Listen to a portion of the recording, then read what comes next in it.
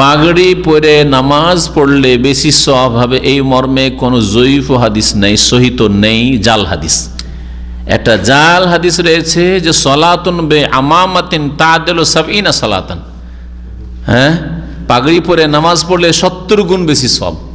জামাতে কষ্ট করে নামাজ পড়লে 25-27, আর শুধু পাগড়ি পড়লে 70।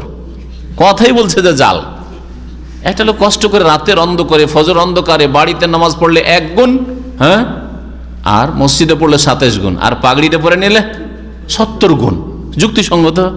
জাল হাদিস, এটা জাল কথা, শুনে রাখেন ভালো করে, সহিহ নয়।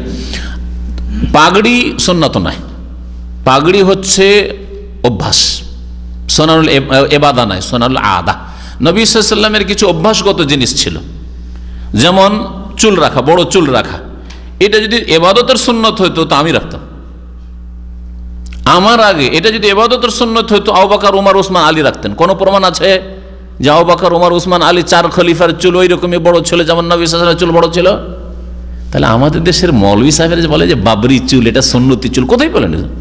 নবী সাল্লাল্লাহু আলাইহি ওয়াসাল্লামের এটা হচ্ছে অভ্যাসগত আদর্শ।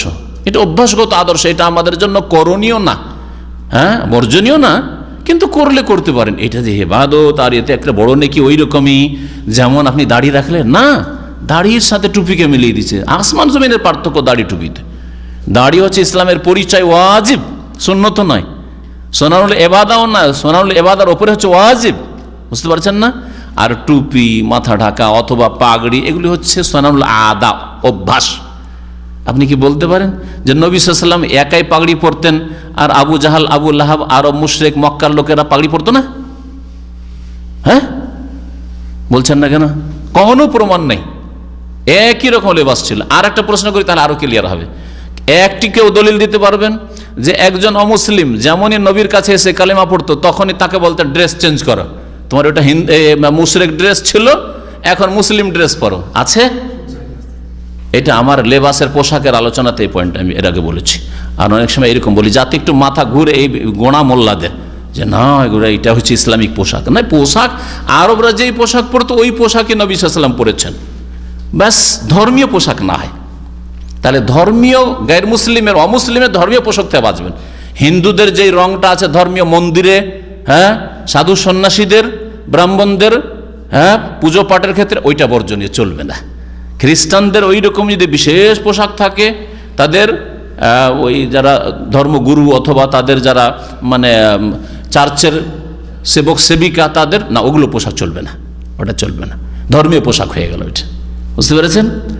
কিন্তু বাকি পোশাকের ক্ষেত্রে শরীয়তে অনেক স্বাধীনতা রয়েছে, অনেক স্বাধীনতা রয়েছে।